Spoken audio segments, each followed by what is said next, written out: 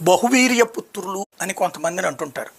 ఇప్పుడు వాళ్ళకి ఒక అమ్మ ఒక నాన్నకు పుడితే ఈ దేశానికి సంబంధించి నెగిటివ్గా అడ్డదిడ్డమైన రాయరు చెయ్యరు. తాజాగా ఆ, ఓ పక్కన పవన్ కళ్యాణ్ ప్రకటించారు, ఎవరన్నా అతి తెలివితేటలు ప్రదర్శిస్తే దేశానికి వ్యతిరేకంగా కామెంట్ చేస్తే కఠిన చర్యలని.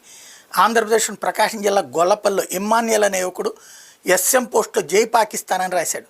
పోలీసులు అరెస్ట్ చేసి కోర్టులో హాజరుపరిస్తే 14 రోజులు రిమాండ్ విధించారు. అంటే వీడికి ఎంత మరి ఎట్లాంటి బుద్ధి ఉందో చూడండి. ఇకపోతే నమస్తే తెలంగాణ ఇది పోస్ట్ ముందు చేసి ఆ తర్వాత వెనక్కి తీసుకుంది సైలెంట్గా. జనాలందరూ తిట్టిపోసేటప్పటికే 5 భారత యుద్ధ విమానాలు కూల్చేసిన పాకిస్తాన్ అంటూ పాకిస్తాన్ వాళ్ళ హ్యాండిల్స్ చేసే ప్రచారానికి వీళ్ళు ఉపయోగపడ్డటువంటి పరిస్థితి. ఈవిడెవరో సింధూరం అంటే రక్త సింధూరమా, సింధూరం లాంటిదే, నేనేదో భక్తి పూజ శుభానికి సంకేతం అనుకునేదాన్ని. యుద్ధాలు శవాల్ని శకలాలను మిగులుస్తాయి కానీ శాంతిని కాదు. మరి మొన్నటి